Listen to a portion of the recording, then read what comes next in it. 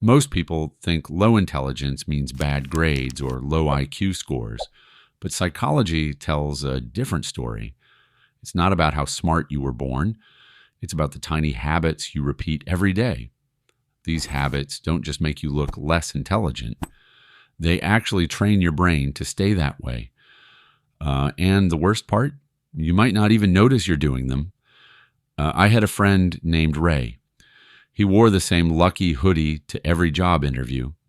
He believed it gave him confidence, but he failed every time, not because he wasn't smart, but because he believed the hoodie mattered more than preparation. That's magical thinking. It's when your brain links things that don't belong together. You think your socks helped you score a goal, or that wearing fake watches brings you money. It feels harmless, even funny, but it's dangerous. Because every time you trust a ritual instead of logic, you weaken your ability to think clearly. You stop asking, why did this happen? And start believing in patterns that don't exist. If you keep doing this, you stop improving. You stop analyzing, you stop adapting. You give credit to luck instead of learning. Real intelligence asks, where's the proof? Magical thinking skips that step. Another habit that shrinks your intelligence is sleep neglect. You tell yourself you're fine on 4 hours of sleep. You scroll until 3 a.m. and call it me time. You drink coffee to feel normal, but study shows your brain acts drunk without rest. Memory, focus, and decision-making all get worse. You make more mistakes. You forget simple things. You feel foggy and reactive.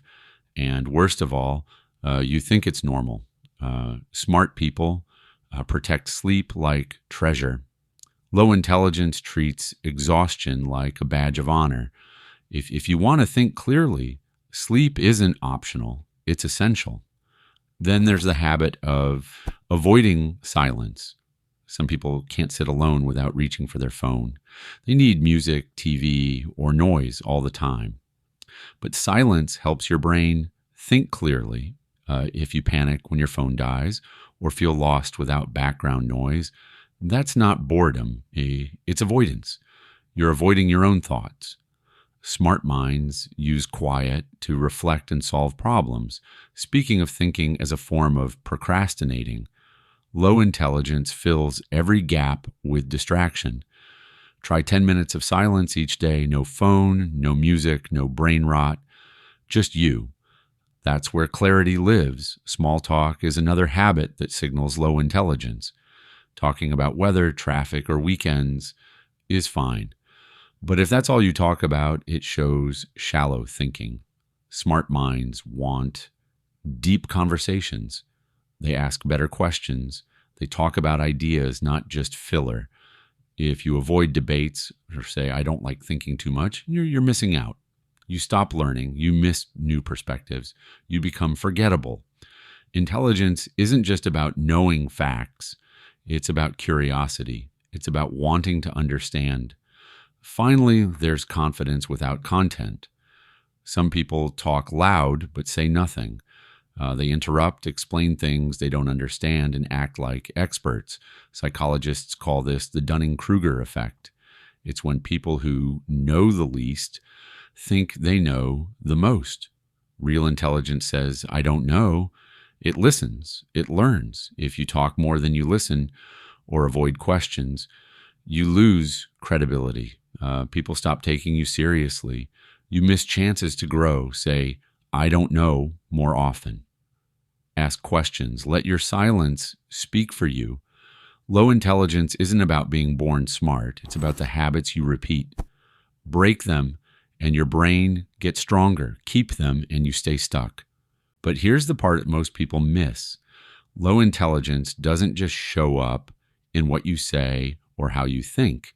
It shows up in how you respond to discomfort, because discomfort is where growth begins, and low intelligence avoids it at all costs. Take emotional discomfort. Someone gives you feedback and you instantly get defensive. You say, that's just how I am, or you don't understand me. But smart minds pause. They ask, is there truth in this? They don't run from discomfort, they study it. Low intelligence treats discomfort like danger. High intelligence treats it like data.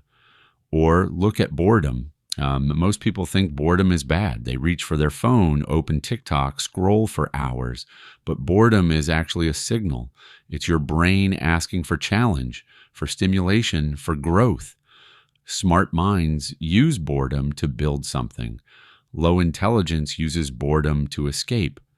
And then there's the habit of overconsumption, not just food or media, but information. You watch 10 videos on productivity, but never apply one. You read quotes about discipline, but never change your routine. You consume without action. That's mental hoarding. Smart minds consume with purpose. They ask, what will I do with this? Low intelligence collects ideas like trophies, but never uses them. Let's talk about imitation. Copying others isn't always bad. It's how we learn. But when your personality shifts with every trend, when your opinions change based on who you're around, that's not growth. That's emptiness. Smart minds ask, do I even want this? Low intelligence asks, will this make me fit in? And here's a big one, the fear of being wrong. Some people would rather stay silent than risk being wrong. They avoid questions, avoid debates, avoid learning.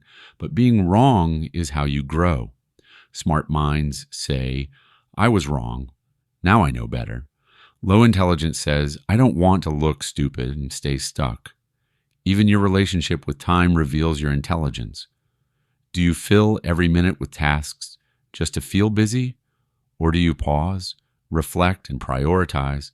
Smart minds protect their time. Low intelligence wastes it on urgency without direction.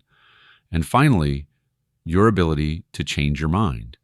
If you hear a new idea and instantly reject it, that's mental rigidity. You say, that'll never work, or that's dumb. But smart minds explore before they decide. They ask, what if this is true? Low intelligence avoids thinking. High intelligence invites it. Most people will hear this and scroll away, but if you're still here, you're already shifting. You're already choosing growth. Subscribe to The Inner Shift.